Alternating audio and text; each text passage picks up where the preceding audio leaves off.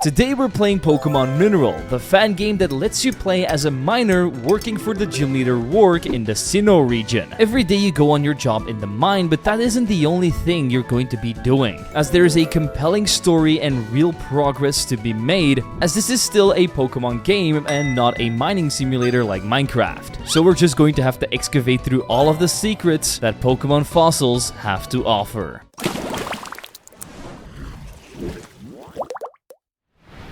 We start off the game inside the mine with our 4 colleagues. We all have the same outfits except for our helmets, which kind of reminds me of the peons of Pokemon XD Gale of Darkness. Our foreman Roark says that we're the people that were hired to do some non-coal mining, because the professor wants to study the evolution of fossil Pokemon some more, and we're going to try and dig up as many as we can for him. But first, we need to do some introductions. The guy in the yellow hat is Pete, blue is Rockwell, I am Zwiggo, combination of Zwiggo and Miner. I know, clever, right? Then we have the guy in the green hat who's named Torrent, and finally the most normal of this bunch, Craig. Now then, before we can start searching for these fossils, Roark is going to give all of us a starting Pokemon, because all of these caves that we're going to be working in are filled with dangerous Pokemon, and we need to be able to protect ourselves. The Pokemon that we will be getting are apparently descendants of Pokemon that aided somebody in saving Hisui, so a long time ago. Our colleagues get Teddiursa, Basculin, Stantler, and Sneasel, while we are given a Rufflet. Once we get acquainted with our Pokemon, Roark tells us that we can start working. But let's talk about today's sponsor, Mondly, first. Mondly is an app that will help you learn new languages, and they're currently offering a fantastic 96% off a lifetime access during their back-to-school sale. You can access this by going to mondly.app/zwiggo or by just clicking the link down below. This gives you access to a combination of 1,320 languages. For example, my mother language is Dutch, and if I'd want to learn something like Spanish, I can easily accomplish that by just going through all of their courses. And with the help of their chatbot, your speech can get recognized, which provides you with real-time feedback and helps you improve your pronunciation quickly, without the need of a teacher that gives you bad grades, for example. And at the end of each week or month, you can take a quiz to review and recap what you've learned. And everything that you've learned is provided by native speakers so that everything is authentic and you get the best bang for your buck. So if you've ever wanted to learn a new language, definitely give Mondly a shot. You can start mining by interacting with these sparkles you see on the wall, and then the regular mining system from Pokemon Diamond, Pearl, and Platinum introduces itself to you. You got a big hammer and a small hammer, and a bar at the top that indicates when the wall is going to collapse. When you use the big hammer, you'll be able to uncover a larger area, but it will also collapse faster. And the small hammer gives you the precision work you're looking for. In my first ever wall, I managed to find an iron ball and an iron plate, but we don't really know what these plates are yet. Maybe we'll find out later. But I can definitely feel that they have a mysterious vibe to them. And on our next wall, I immediately shout out, "Yo guys, I found a fossil!" and find out that it's a sail fossil. No idea what's going to come out of this, but we'll see later when we maybe revive it or give it to Professor Rowan. With all of that excitement, I keep mining away and manage to find a Draco plate, oval stone, heartstone, rare bone, and a heart scale all on my first day. After the team meeting, we find out that the rest of our colleagues haven't really found anything, so with nothing all that excited being found today, we clock out and head outside. That's when Torrent holds us up and tells me he wants to battle me, because all of the other miners aren't really into Pokemon battles, and we seem to be the only one that's actually down for a little bit of fun. Unfortunately for me, this battle wasn't all that much fun, because his Standler stomped my little bird with tackles. As a little bit of a sympathy award for losing against him, he hands me the XP all, which will allow me to grind up my Pokemon team faster. We then part ways and head to Oreburgh City. Inside of the Pokemon Center, we find out that there is a lass who always has a team of Happinis, Chanseys, and Blissies, depending on how far in the game you are. She serves as the level grinder, which is insanely helpful, so I immediately use her to grind up Ruffy to level 10, which will hopefully prepare us for any future battles. We check out the rest of the town and find out that we can't really enter all that many buildings. I guess breaking into other people's houses is okay as a kid, but not as an adult. But one of the buildings we could enter was the Pokemon Mart, where we can sell all the loot that we received on our job. And I have to tell you that being a miner absolutely pays the bills. Like, honestly, the money you're getting from this is better than being a Pokemon trainer. trainer. I guess that's why not everybody wants to become one in the Pokemon world, which definitely makes sense. We also check out the museum where you can revive your fossils, but I decide to not do that yet in case Professor Rowan actually needs my fossil before it turns into a Pokemon. We then head to our apartment where we can sleep away the night and head into day 2. We head back to the mine, find some shards and plates we've been digging up a lot lately, and even run into our next couple of fossils, Root and Claw. At the end of the day, we tell Roark about our findings, and he says that tomorrow Professor Rowan will be here to investigate the plates and fossils we've been finding. With that sweaty day out of the way, we check out the cave that is on the other side of town. Unfortunately, we are currently trapped in Oreburgh City because the rocks there are blocking our path and we don't have Rock Smash. We do, however, capture a Psyduck here, which is going to help a lot in fighting all the Geodudes and Onyxes we encounter in the cave. We head back to the apartment and start day 3, where we immediately find some new things like Revives, Heat Rocks, Ice Rocks, and we even captured the staple Pokemon of any miner, Onyx. After finding one more Moon and Thunderstone, we end off our day again, and as we're in the middle of our assessment, Professor Rowan walks in. Once he gets acquainted with all of us, he says that he's studying everything that Pokemon go through, not just now, but throughout the entire existence of the universe. For example, we have found out that Kabuto and Kabutops are forefathers of Scyther and Genesect, and how Pokemon like Braviary used to be a lot different back in the Hisui region. With the in and outs of basic evolution out of the way, Roark tells Rowan that we found an unusual plate, so we hand it to him and he says that this is the Splash Plate from ancient Sinnoh legends. Technically, there are 18 plates around, even 19 if you count the Legends plate. Unfortunately, that's all he knows about the plates, and if you would like to find out more, we need to go to Celestic Town to talk to either the old lady there or Cynthia herself.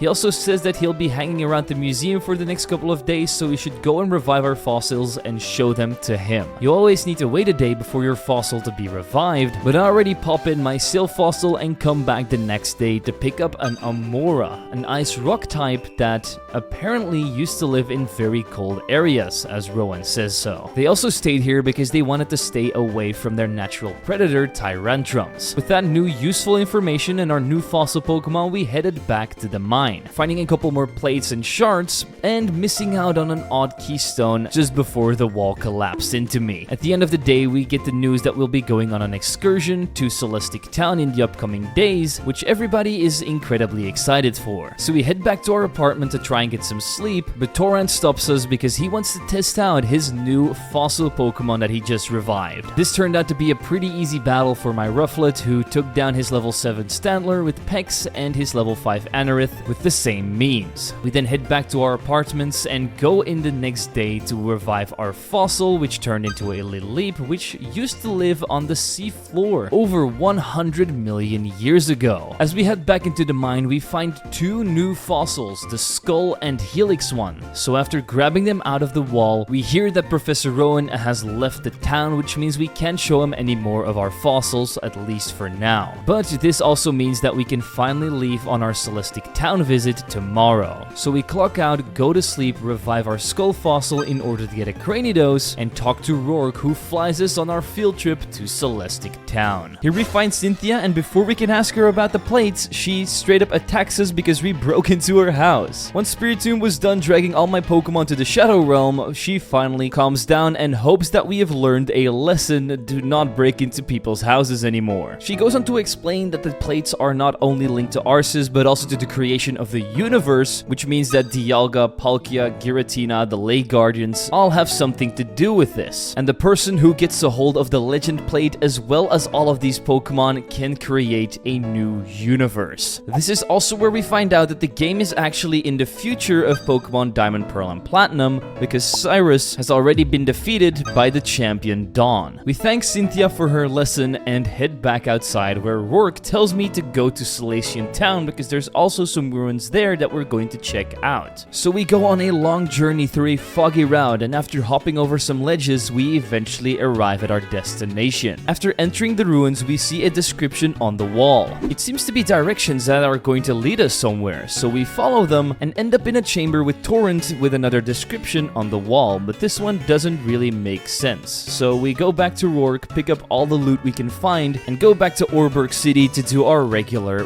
work again. Once we start mining again, the first day we don't really find anything useful, but I did revive another Anorith fossil. The upcoming 3 days, the only real thing I find that I haven't found yet was an Archon fossil, which I immediately revived, just like an Ammonite that I already found before. We unfortunately did miss out on our very first Dome fossil, but I'm sure we will find another one in the future. At the end of our day, we see that one of our colleagues has found a very weird fossil that's never been found before. It's in the form of an axe, so we decide to call it the axe fossil. Since nothing is known about this fossil yet, he decides to bring it to the museum to revive it, but when we arrive there ourselves, we see that something really bad is going on. The Pokemon is going rampant and is raging around the room. Eventually he escapes, and we found out that it's a Kleavor, a Pokemon from Old Hisui that could be incredibly dangerous to the citizens of Sinnoh, so we decide to go after it as we saw him heading to Eterna City. Roark flies us over there and we manage to catch it off guard, but it still manages to escape into the forest. So we go after it once again, chasing it around until it reaches a very big tree. And he's just standing there menacingly, waiting for me to challenge him. But before we even go up to him, I decide to capture one of his children, Scyther, to help me aid in this fight. Unfortunately, when we start the battle, we see that Kleavor Sprite isn't implemented yet, which takes away a little bit of the immersion, so we slash it out of here with a couple of Fury Cutters. Once defeated, the Kleavor doesn't seem angry anymore, and he even rewards me with the TM for Rock Smash, opening up a lot of areas for us. Piet also decides to not capture this Kleavor and let it roam free, because it seems like this really is his home. Once he waddles away, we head back to Orberg City to go to our usual business. And after a good night's sleep, we head outside on day 11 and see that Roark is standing in front of our apartment building, saying that we're going on another excursion to Iron Island. But we can't just fly there, so he drops me off in Canalave City where we have to take the boat. After going to the docks with all of our colleagues and work, we see that his father Byron is talking to the sailor. He's incredibly happy to see his son again, and after some quick introductions, he tells the sailor to bring us to Iron Island for our next mining expedition. However, when we all entered the cave, Byron says that we're not going to be mining today. First, we need to get acquainted with our environment, so we get to go through the caves and see what they're all about. We found a ton of useful items here, but the only other thing that really piqued my interest was a cave in the middle of this cave that I really wanted to check out, but Torrent wouldn't let me unless we battled him. He's definitely buffed up his team quite a bit with a Stantler that gets beat by my Amora's ancient powers, just like Anorith and Shellos, but with all of the hits that have been accumulating, his final Pokemon Ponyta is able to melt me down.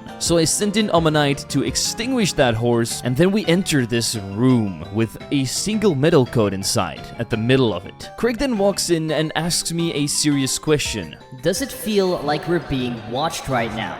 Because it definitely does. There is some kind of presence in this room, but we can't see anything, and after walking around and searching for something, we came up with empty hands, so we left it alone for now and went to work to talk about it. He does mention that that is very weird, but there is another person living on this island named Riley, and he can feel auras of other people and Pokemon. He's currently traveling, however, but will be back in the next couple of days, and when he is back, we'll relay all of this information to him so he can go and check it out. The next day, everything gets relayed to the entire team, but we'll be mining for the next couple of days while we wait for Riley. So we head downstairs, and it is pretty cool that the location of mines actually changes so you're not stuck in the Orberg one. However, this place is way bigger, which also means it takes a longer time to finish with your day. On our first couple of days, we didn't find anything all that interesting except for a new fossil, the Old Amber. We can turn this into an Aerodactyl, but unfortunately we are currently stuck stuck here, so we can't go back to the museum to revive it. In the following days, the only things that were found were skull fossils and plates that we already had, but on day 15, Riley was supposed to arrive, but he's pretty late. So Roark tells everybody to go and look for him outside, but he can't be found. They say that they checked everywhere except for the house that's on this island, and obviously he was just in there. So we all head to the house together, but see that he's being harassed by a Team Galactic member, who were supposed to be disbanded all these years ago by Dawn. He's asking where the 4 commanders and Cyrus are, but unfortunately we have no idea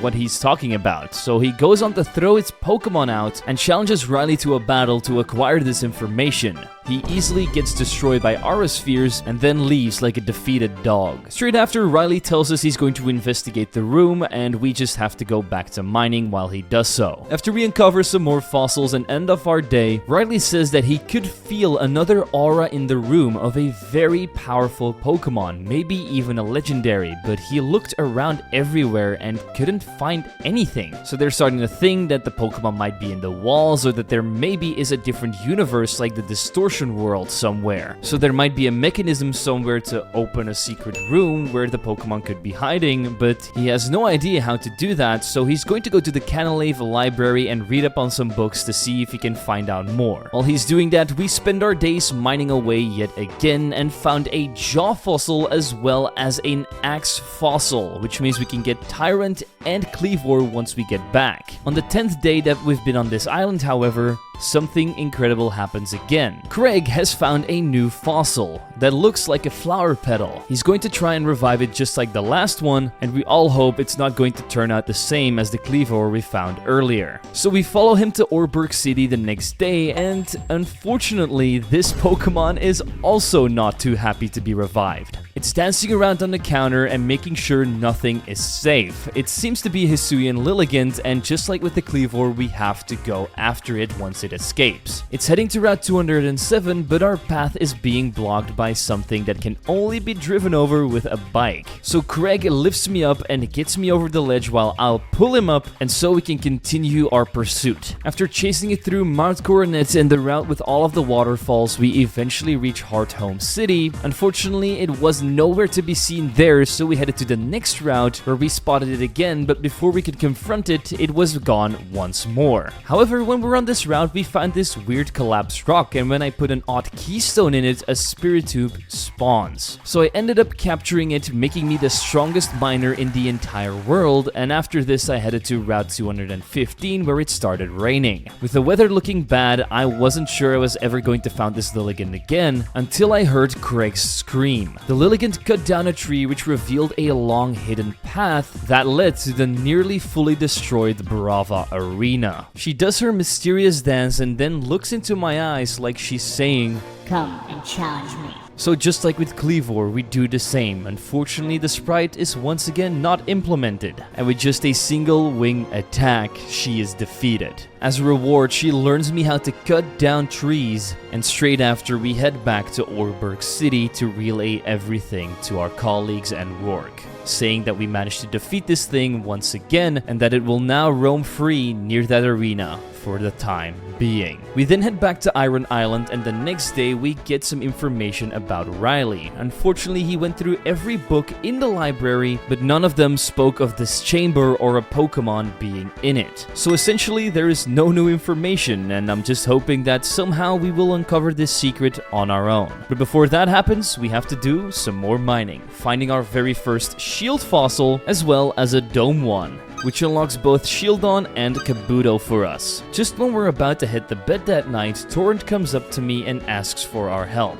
He wants to go and patrol the mines at night to see if we can find what's up with that room on our own. This is against the rules because Roark doesn't want us to enter the mine at night, so we'll have to do it very secretively. So we sneak our way to the mine and arrive at the room. But when we head inside, we see that the Team Galactic grunt from earlier is here, and he stole Shellos and Ponyta from Torrent. He goes on to explain that they are looking for Cyrus and the 4 commanders to try and revive Team Galactic, and even says that this room does indeed house a legendary Pokemon. He knows this because he stole the book that said so out of Canalave Library. That's why Riley couldn't find anything on this room. He also says that they have a new commander at this time named named Neptune that we've never heard of before. So we ask what legendary Pokemon resides here, and he says that it's Registeel. But there's a huge amount of steps you need to go through for him to spawn, which he has not started yet. And he's also not going to tell us how to actually spawn it in. And if he's not going to tell us, we're just going to have to beat it out of him. So we start this double battle together with our friend and easily defeat his Barugly and Skuntank despite our Pokemon being way lower leveled. Even after losing, he still doesn't want to tell us anything and says that his commander should be back from Galar pretty soon with Regieleki and Regidrago. He then leaves and we start to think, what are Team Galactic going to do with the Regis? They aren't related to making a new universe anyway. But we're not going to break our heads over it now because we need to get some sleep and tell everything to Roark in the morning. So that's exactly what we do, and they are surprised that there is a non-existent Registeel beneath their feet, but we also know that there is supposed to be another Regi somewhere near Route 228, which is near the battle zone. So for now, our mining activities here will stop and we're all going to head to the battle zone instead. But not before we evolve our Cranidos into a Rampardos, which is going to make taking these Team Galactic grunts down a lot easier.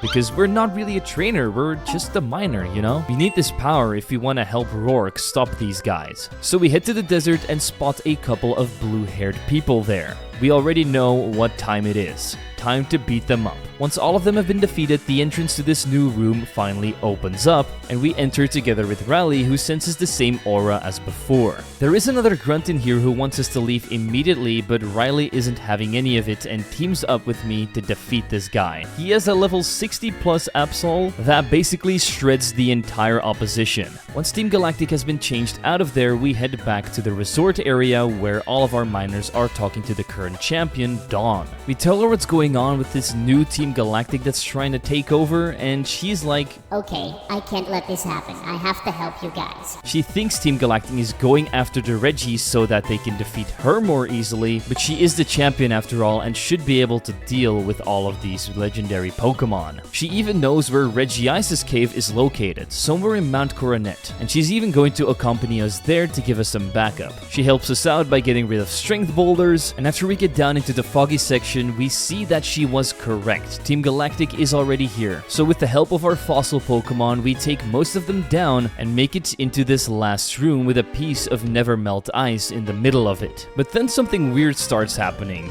Texts start playing, but there's nobody besides me in the room, which means this event is glitched. The Team Galactic grunt from Iron Island named Triton is here, and he says that Dawn should just leave because this is getting way too unfair. Her Pokemon are way too strong, but of course that's not how this thing is going to go. She is going to try and disband Team Galactic again and joins my battle against this guy once more. Barugly and Skuntank are the Pokemon he chooses, so once they are taken out, he leaves and says that they are going to wait until their boss is back so that they can summon the Regis. We then head back outside and Roark was already waiting for me. He says that my colleagues are way too scared to take on Team Galactic and even Torrent doesn't want anything to do with them. He also thinks we should switch mining locations because Iron Island might be a little bit too dangerous for us to operate in. So he wants us to head to the inactive volcano that is Stark Mountain so that we can go and mine there. He also mentions that the two Pokemon we just found might be the noble Pokemon from ancient times and that if we go to this volcano, we might run into an Hisuian Arcanine. So with all of that in mind, we fly over there and make our way through the rugged paths that lead to this dangerous place. Upon arriving there, Roark mentions that this place is full of strength boulders, so he gives us the TM for it so we can work more efficiently, and he also sets up some tents outside for us to sleep in. And with that out of the way, we can start mining yet again. Only this place is even bigger than Iron Island, and the mining spots are more diverse, meaning that you have to walk way longer in between spots for you to end off your day. But we didn't just mine on our first day, we also looked around and picked up some very useful items, and just like usual, we find our evolution stones, plates, and fossils. With our first working shift here being done, day 26 was on the horizon. And this is also the day where we ourselves found a new fossil. This one is in the form of a lion's mane, so we call it the main fossil, and Roark is going to let the fossil revival guy come here tomorrow so we can revive our fossil. Let's just hope it's not going to take us around the tour of the entire region again. Unfortunately, as we see the next day, this guy is going rampant once again, going through Stark Mountain at a terrifying pace, and me just running after him, hoping to catch up to him. Eventually, he makes a hole in the wall and leads us to a place where lava is abundant. His evolution into Hisuian Arcanine also occurs here, and just like you do in Pokemon Legends Arceus, you have to beat up this beautiful beast as well. Fire types can luckily barely touch my rock type fossils, so after Rampardos kills it with a couple of assurances, this beautiful beast of a Pokemon hands me the TM for Rock Climb and looks into my eyes as if we've made him proud. Roark then comes walking in and says that this is great because now we can go and explore more places, but he also wonders why all of these ancient Pokemon seem to challenge just me. Is there something special about me? I guess for now that's going to remain a mystery as we have to head back to the entrance because we have a job to do. As always, we do our mining for the next couple of days, and I even managed to find 2 fossils in one wall, which is a very rare occurrence, but none of these fossils were things I didn't have yet. However, we did find our very own main fossil, which means we can get an Hisuian Arcanine ourselves now. On day 33, however, Roark relays some more information to us. He knows that Team Galactic is going to somewhere near Snowpoint City, and we have to check out what they're up to. The other miners, however, don't think they're strong enough to take on Team Galactic, so it will be just me and the foreman. However, the exit to Route 216 is being blocked by one of their grunts, who goes on a long monologue as to why he is actually blocking this place. Just for him to eventually realize that his peers probably forgot about him, so he is just standing here for nothing. That's when he lets us through and we can go through the cold and harsh landscape, sending every grunt we run into along the way to the prehistoric time where my newly evolved Archeops once used to live. After some time, we reach Snowpoint City and evolve all Pokemon in our party into Armaldo, Aurorus, Omastar, and Cradily before heading to the Snowpoint Temple, where we immediately get stopped by one of the guards who says that we can't enter here. And that's when we finally see the boss of the new Team Galactic, Neptune. He threatens the guard with his Regieleki and Regidrago, but Dawn and Riley arrive just in time. At least that's what we think, because he orders his 2 Pokemon to toss them away, and this gives him free reign to enter the temple. We try to stop him, but he calls 2 of his guards, and even Craig shows up. He helps me in my fight against these 2 grunts, but once they are defeated, Neptune has already entered the temple. So we go after him, do some ice puzzles, and see what he's up to. He's already standing in front of the frozen Regigigas as he's trying to wake him up, but Regidrago and Regieleki are not enough. He needs Regirock, Registeel, and Regiice, but he needs to acquire them first. So why he came here in the first place? No idea. Eventually, Craig shows up as well, and this really gets Neptune going. He doesn't want us meddling with his plans anymore and throws out his Pokemon for a double battle, starting out with Bronzong and Golbat. He had an incredibly easy team to beat, only having a Mamoswine in the back, and with my boys Magmar and my Archeops' Rock Slides, this battle was done in a jiffy. However, after the battle, he gets very salty and throws out his Regidrago and Eleki to try and kill us. But then, just in time, Dawn and her Giratina managed to stop the attack and save us. Unfortunately, just before we can apprehend him, he uses an escape rope and managed to get out of here. So for now, we're just going to have to be standby until Dawn receives more news. However, we can still try to check up on the Lake Guardians to see if maybe they have not been taken yet. So we go to the nearest lake where Yuxi normally resides, but just before we arrive, we see that one of the Team Galactic commanders has already taken it. This forces us to go back to Stark Mountain, and in order to get there, we need to use the HM for Surf. Luckily, Dawn has a spare one and hands me it, and after learning it to Omastar, we traverse the entire area and reach Stark Mountain yet again.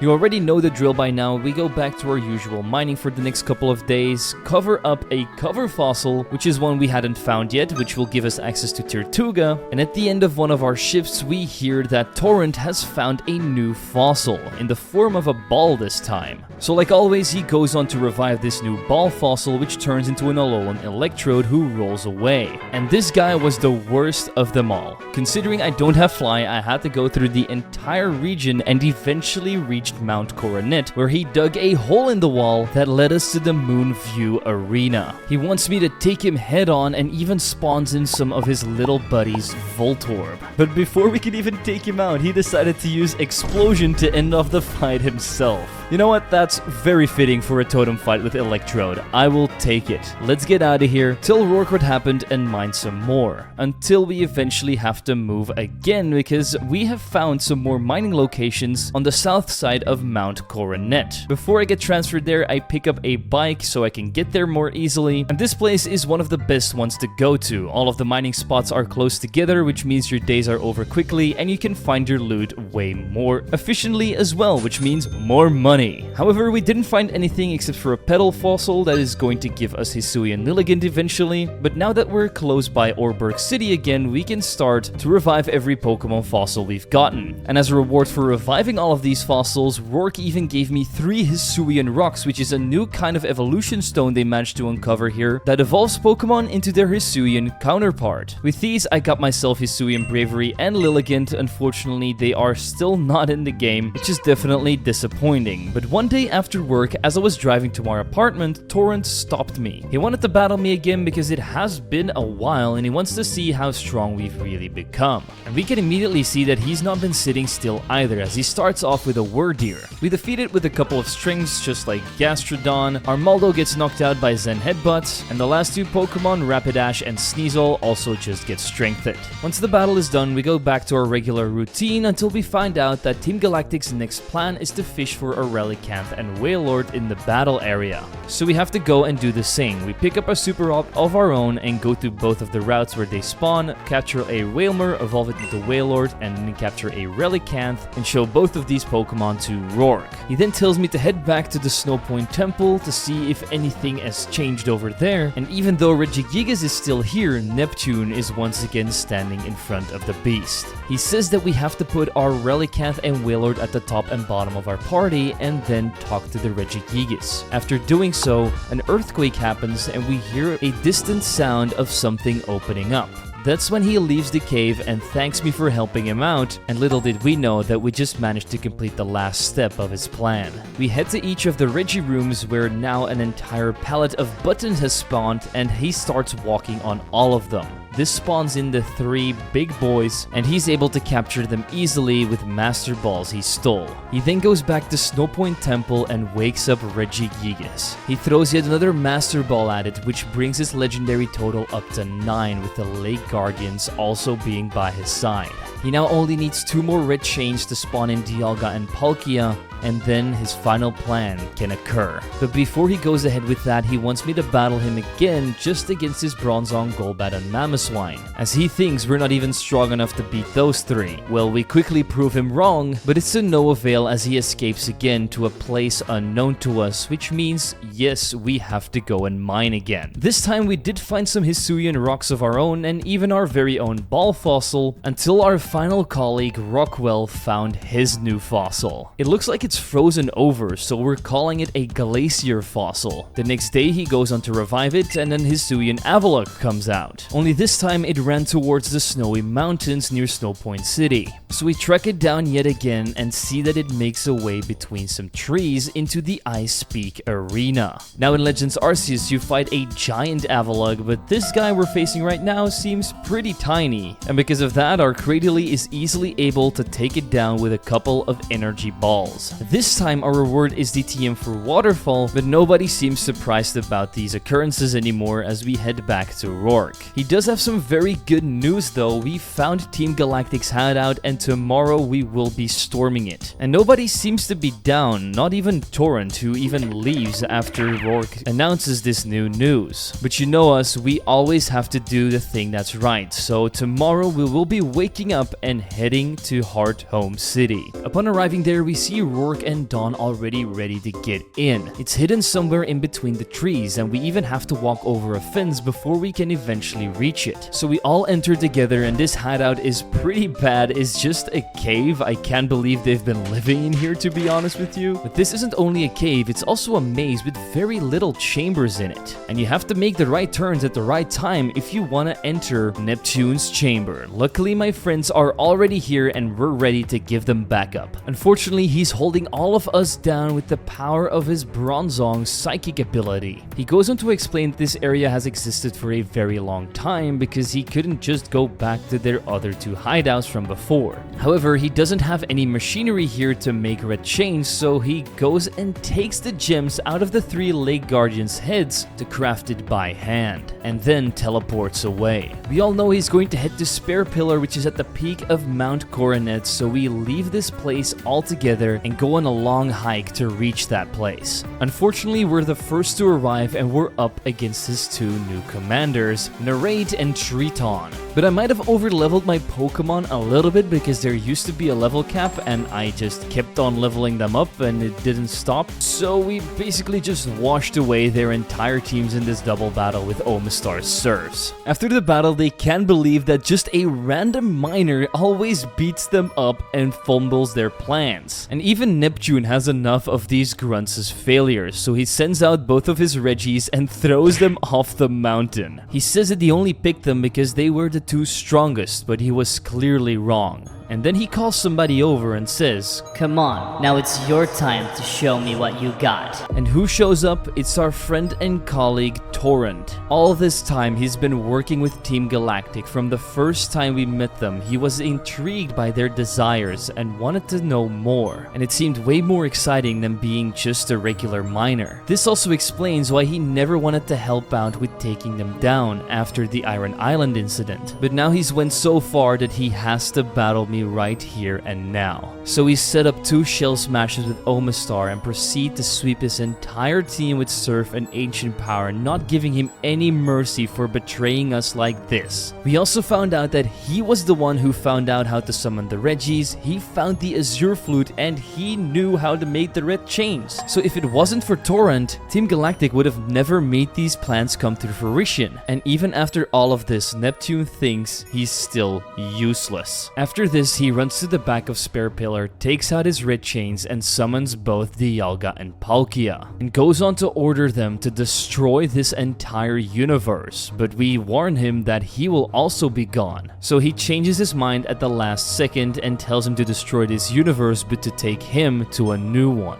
But in order to create this new universe, he will need the almighty leader of everything, Arceus. But this is not what Torrent wanted at all. He wanted to live in a new universe where everybody would appreciate him. He doesn't want to destroy this one and live without anybody around. That's why he goes on to say that he will never give away the Azure Flute and tries to toss it to Palkia to destroy it. But just before he can, Neptune's Bronzong stops it and holds him in place. I try to jump in, but he holds me back with his 2 Pokemon and grabs the flute. Once both of them have been defeated, he has the Azure Flute in hands, but isn't going to summon Arceus yet. No, he wants to come at me with his entire legendary team of Regis. Luckily for me, an invisible Dawn shows up by my side and helps me in this battle. And as it turns out, all you need are Empoleon's Flash Cannons and Ice Beams and my Cradili's Energy Balls and Giga Drainage to take out all of these 6-eyed golems without much trouble. I'm honestly just glad I had the champion by my side, otherwise we might have been in very big trouble.